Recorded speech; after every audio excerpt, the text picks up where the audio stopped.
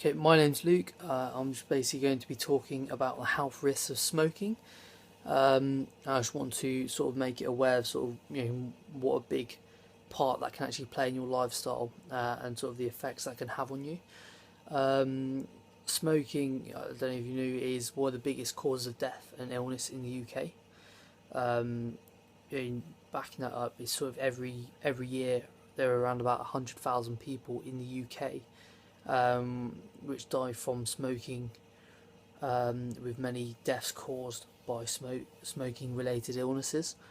And smoking increases your development, um, increases the risk of you developing more than 50 serious health conditions, such some may be fatal and others can cause irreversible long term damage to your health. Um, yeah, and this can basically you can become ill, not just from yourself smoking, but from others smoking around you, such as passive smoking and secondhand smoking.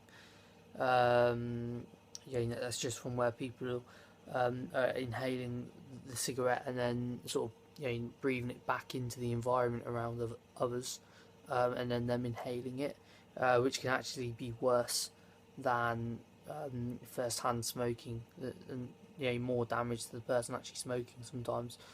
Um, there are sort of many other health risks with smoking. It does cause up to 90% of lung cancers.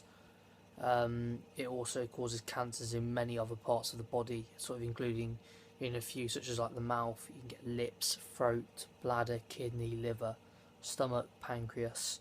There are many sort of effects of what smoking can actually cause, and these are really serious. It's not that it just increases the development of cancer throughout the body.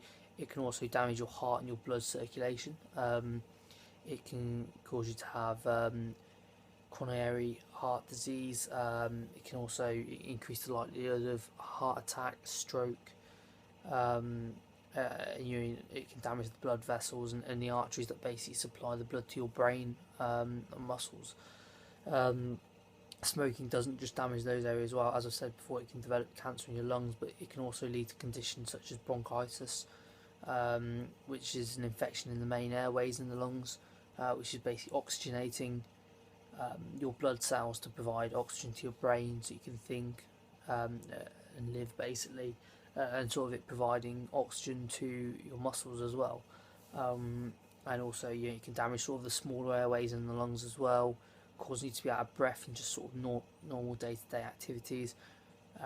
Also increasing the likelihood of heart attack, and it can sort of cause bad infections and inflammation of the lungs, um, as well. With prolonged symptoms and conditions such as asthma and respiratory tract infections, such as colds. You can have colds for months,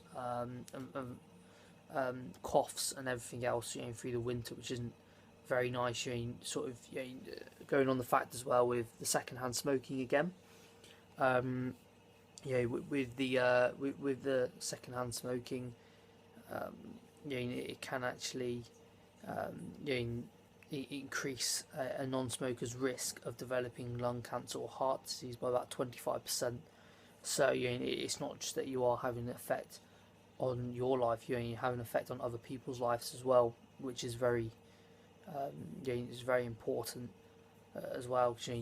Sometimes people just think, well, no, it's my life, I'm smoking, it's only affecting me.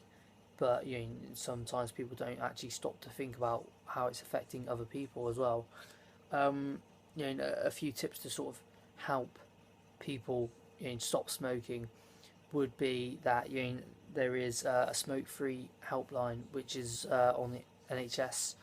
You can get the contact details on their website. Basically, all this information is backed up um, by an authoritative source, which comes from the NHS. All these facts and everything, so you can log on to their website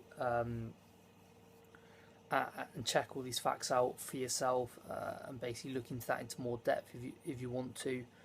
Um, but as I said, there is a smoke-free helpline. They basically have smoking patches that you can use.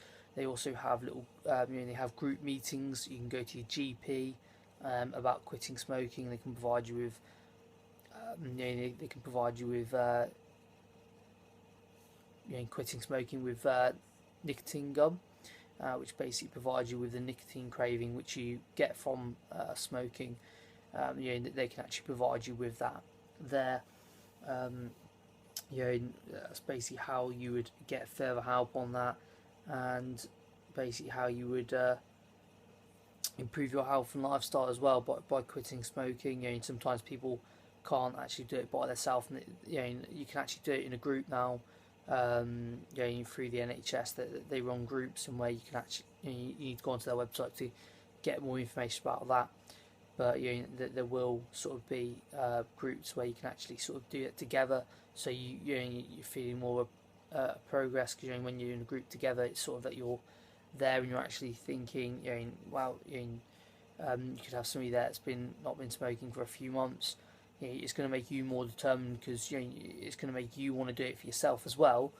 But if you turn up there and you've been smoking and everybody else hasn't, then it's sort of going to have that effect that you're thinking, well, I've sort of let myself down within that respect. So there are many different ways. As I said, you log on to the NHS website. There is a free helpline as well, which you can call up, so you don't have to go online if you don't feel comfortable with doing so. But yeah, that's basically me discussing the health risks of smoking. Thank you.